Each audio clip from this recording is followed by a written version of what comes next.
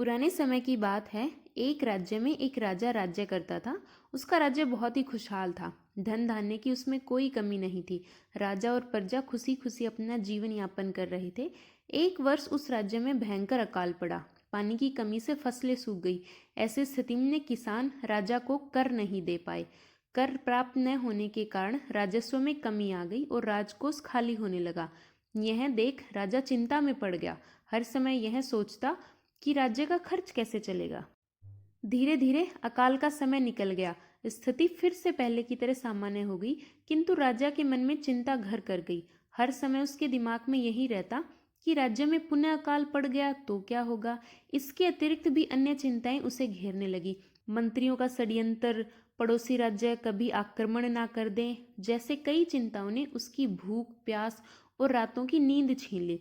वह अपनी इस हालत से बहुत परेशान था, किंतु जब भी वह राजमहल के माली को देखता तो आश्चर्य में पड़ जाता था। दिन भर मेहनत करने के बाद वह शाम को रूखी सूखी रोटी बनाकर खाता और पेड़ के नीचे बड़े मजे से सोता।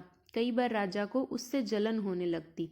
एक दिन राजा के दरबार में एक शिव साधु पधारे। राजा ने अपनी समस्या साधु को बताई और उसे दूर करने का सुझाव मांगा। साधु ने राजा की समस्या को समझते हुए कहा कि राजन, तुम्हारी चिंता की जड़ राजपाट है। अपना राजपाट पुत्र को देकर चिंता मुक्त हो जाओ। इस पर राजा बोला, गुरुवर, मेरा पुत्र तो सिर्फ 5 वर्ष का है। वह अबोध बालक राजपाट कैसे संभालेगा।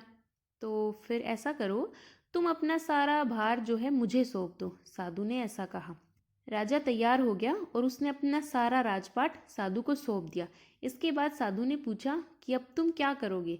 तो राजा बोला कि मैं सोचता हूँ कि कोई व्यवसाय ही कर लूँ, लेकिन उसके लिए धन की व्यवस्था कैसे करोगे, क्योंकि अब तो तुम्हारा सारा राजपाट मेरा है, उस पर तो मेरा अधिकार है।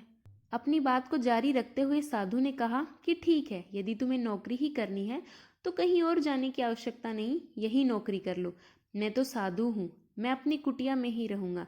राजमहल में ही रहकर मेरी ओर से तुम ये राजपाट संभालना। राजा ने साधु की बात मान ली और साधु की नौकरी करते हुए राजपाट संभालने लगा। साधु अपनी कुटिया में चले गए।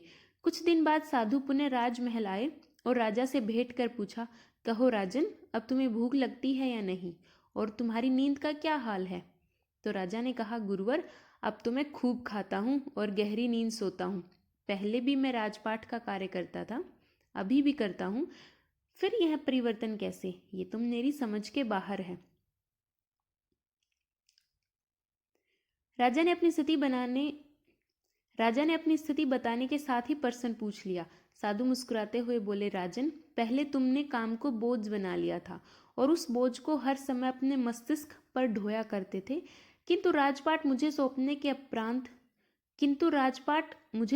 के उपरांत तुम समस्त कार्य अपना कर्तव्य समझकर करते हो, इसलिए तुम चिंता मुक्त हो। तो दोस्तों, इस कहानी से हम ये सीख सकते हैं कि जीवन में चाहे जो भी कार्य करें, उसे अपना कर्तव्य समझकर करें, ना कि बोझ समझकर। यही चिंता से दूर रहने का तरीका है।